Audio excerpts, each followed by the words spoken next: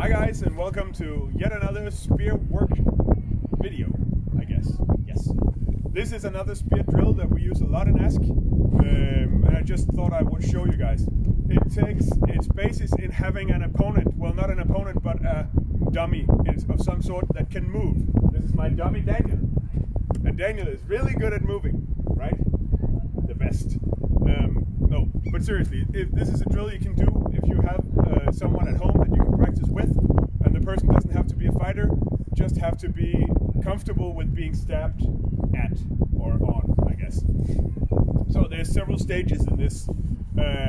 This should practice precision and in some way at least be able to get you a comfortable idea of how hard you strike and a way to adjust that.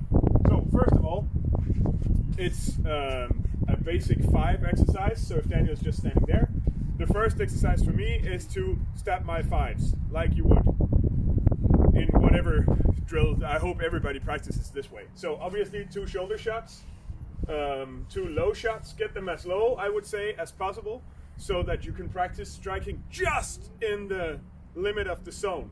So it's somewhat around here on Daniel. Obviously it goes lower, but don't stab the groin. And same on the other side over here. And then I would say center mass as well. Hopefully that doesn't really become relevant, but I think at least that it gives you an idea of a way to stab another two-handed spear, because a lot of the times you stab center mass on those.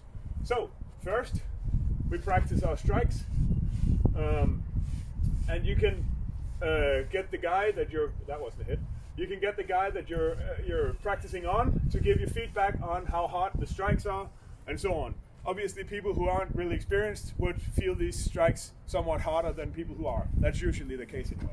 So this is the first part, and this is the basis of the exercise. The next part is having the person call out hits or call out where you should strike. So as you can see, Daniel is wearing a glove, and the point for me now is to hit the glove. So it's still going to be glove, hit, and so on. So he positions the glove, I try to hit it, and then he repositions the glove. And the point of this is to have some sort of an idea of where to strike. If he just said shoulder, it could be everywhere up here. But if I know I'm going to try and hit at least this part of the glove, that's where I want to hit every time. So as far as possible, anyway. So that's the point of it. So he can position it more freely than just calling out shoulder and so on and so on and so on. So that's the point. So to begin with, that's what he does. He positions and I strike. There. And obviously he can tell me if this becomes too hard, because I'm still striking a hand, even though there's a glove on it. This is also a good way to practice the way you maneuver the spear.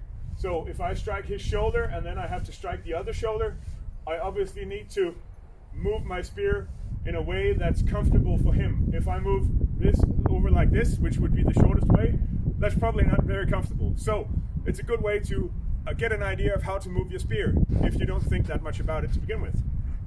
So that's step 2. Step 3 is with movement.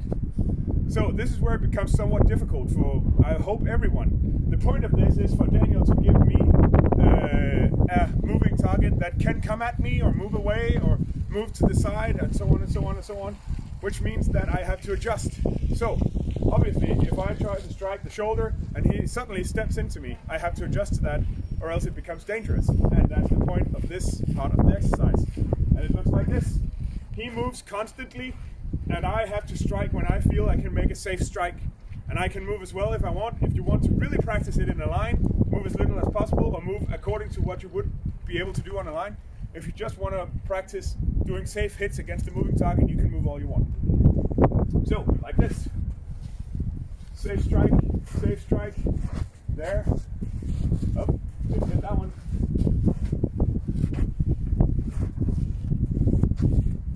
See? And if I'm standing on a line, perhaps I have to adjust so I can make safe strikes against him while he's still moving. Didn't hit that one there. So on and so on. And that's the point. Having a moving target makes it a lot harder for me as well. And I hope it would for everyone. And if it's not hard enough, ask him to move faster or whatever, increase the difficulty in a way that suits you. that's the way we train a lot of the spear guys in Ask, and I use this a lot personally as well. So have at it, guys.